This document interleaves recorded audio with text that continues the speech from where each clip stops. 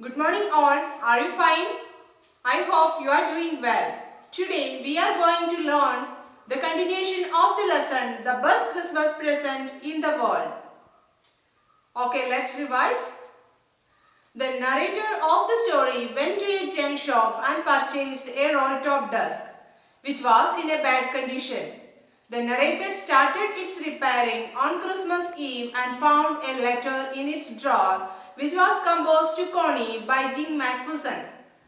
The author found that McPherson was the captain of the English army and he portrays that the English and the Germans were at war. The German soldiers were wishing a happy Christmas to the English soldiers and the same response was given by the English also. The captains wished and introduced each other. Okay, then let's continue. Her Dorset? He smiled. I know this place. I know it very well.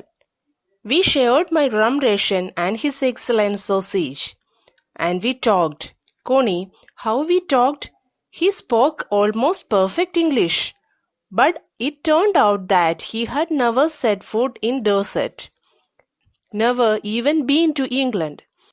He had learned all he knew of England from school and from reading books in English. His favorite writer was Thomas Hardy. His favorite book, Far from the Madding Crowd. So out there in no man's land, we talked of Bathsheba and Gabriel Oak and Sergeant Troy and Dorset. He had a wife and one son, born just 6 months ago. As I looked about me, there were huddles of khaki and grey everywhere. All over no man's land, smoking, laughing, talking, drinking, eating. Hans Wolf and I shared what was left of your wonderful Christmas cake, Connie.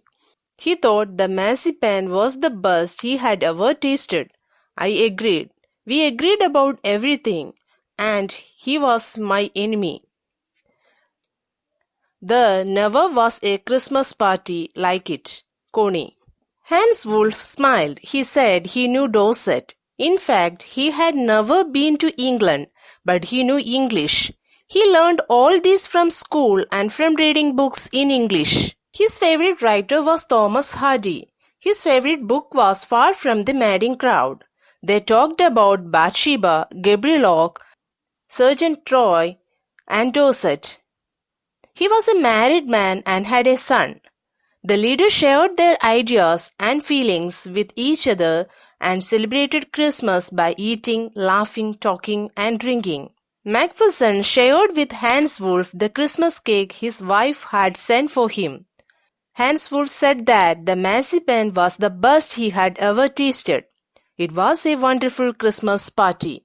Then someone, I don't know who, brought out a football. Greatcoats were dumped in peels to make goalposts, and the next thing we knew it was Tommy against Fritz out in the middle of no man's land. Hans Wolf and I looked on and cheered, clapping our hands and stamping our feet, to keep out the cold as much as anything.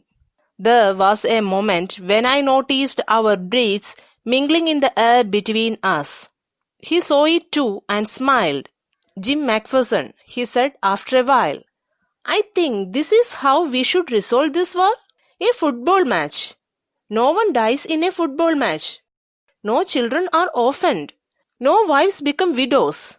Then a soldier brought out a football. The soldiers played while McPherson and Hans Wolf clapped and cheered.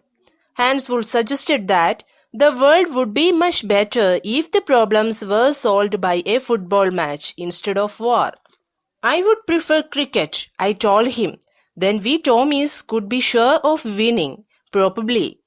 We laughed at that and together we watched the game. Sad to say, Connie, Fritz won, 2-1. But as Hans Wolf generously said, our goals are wider than theirs. So it wasn't quite fair.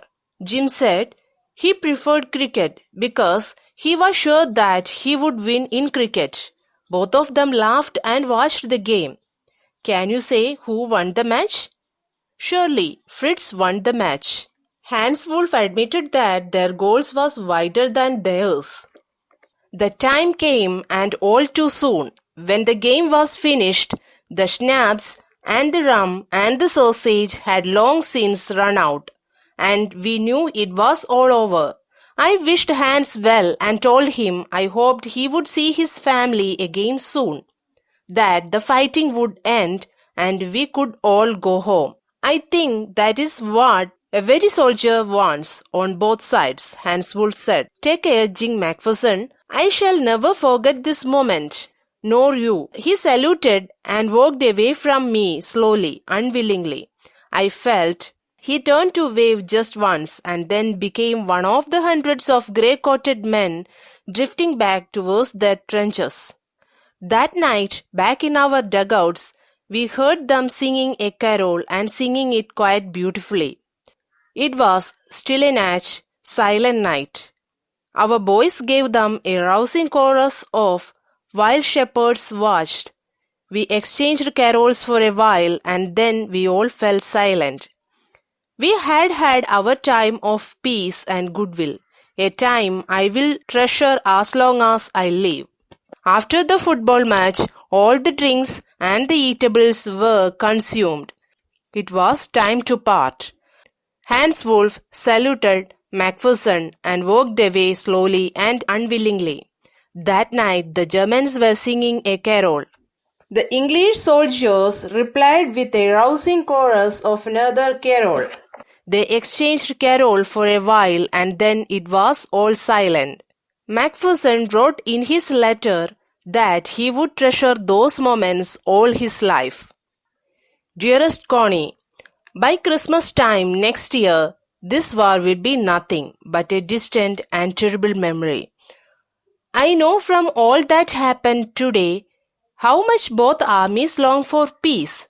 We shall be together again soon. I am sure of it. Your loving Jim.